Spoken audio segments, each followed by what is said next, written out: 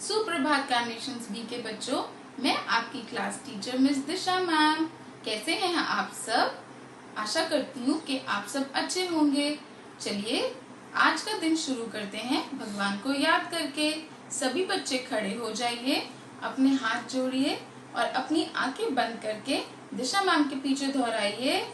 ओम भूर्भुवः स्वः तत्सवितुर्वरेण्यं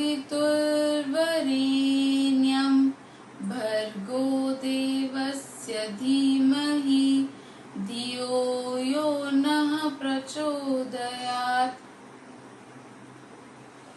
अपनी आंखें खोल लीजिए सब। आज है हमारी हिंदी की कक्षा और आज हम हिंदी की कक्षा में एक नया व्यंजन पढ़ेंगे। चलिए देखें कि वो कौन सा व्यंजन है। तो बच्चों आज हम एक नया व्यंजन पढ़ेंगे और वो व्यंजन है व्यंजन घ।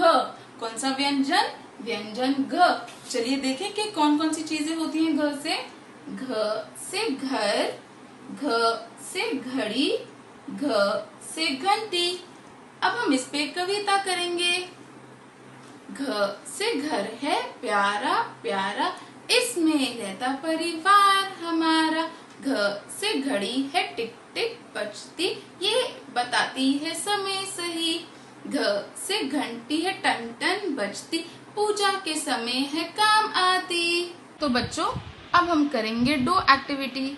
आप पहले गूंदा हुआ आटा ले लीजिए, उसको ऐसे रोल कर लीजिए और फिर लंबा रोल करना शुरू कर दीजिए जैसे मैम कर रही हैं।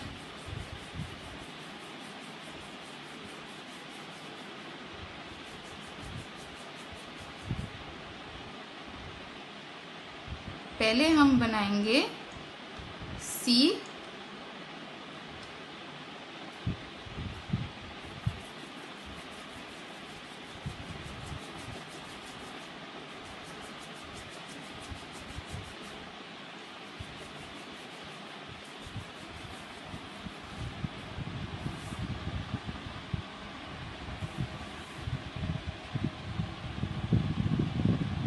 make a curve,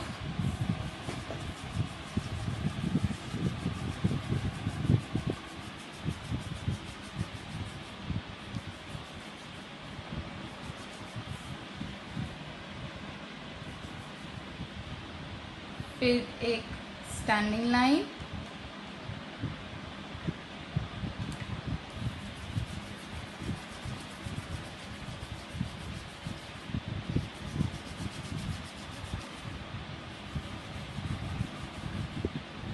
और उसके बाद एक स्लीपिंग लाइन। ये बन गया हमारा घ। अब हम देखेंगे कि घ कैसे लिखते हैं। बच्चों हिंदी में 5 लाइनें होती हैं, 1 2 3 4 5। ऊपर सबसे ऊपर की और सबसे नीचे की लाइन होती है लाल रंग की और बीच की 3 लाइन होती हैं ब्लू कलर की। आपको इस मार्जिन लाइन को टच नहीं करना और हिंदी सिर्फ इन 3 ब्लू लाइंस में लिखना है। पहले हम बनाएंगे एक सी, फिर हम बनाएंगे एक कर्व, स्टैंडिंग लाइन और फिर हम बनाएंगे स्लीपिंग लाइन। आपको याद रखना है कि आपका जो ये कर्व है ये नीचे टच नहीं होना चाहिए वरना ये गलत हो जाएगा। और आपका जो सी है वो ब्लू लाइन के नीचे भी नहीं आना चाहिए, वो भी गलत हो जाएगा।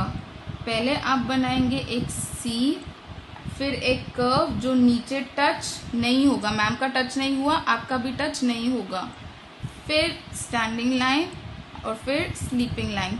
अब हम देखेंगे कि हम घ नोटबुक में कैसे लिखेंगे।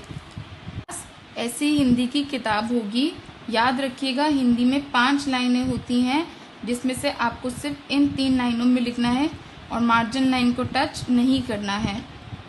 पहले आप बनाएंगे एक सी, फिर कर्व, स्टैंडिंग लाइन और स्लीपिंग लाइन। आपका जो कर्व है वो नीचे टच नहीं होगा और आपका ये जो सी है ये इस लाइन से नीचे भी नहीं आना चाहिए वरना ये गलत हो जाएगा। और आपका घ ऐसा चिपका हुआ भी नहीं होना चाहिए, ये भी गलत है।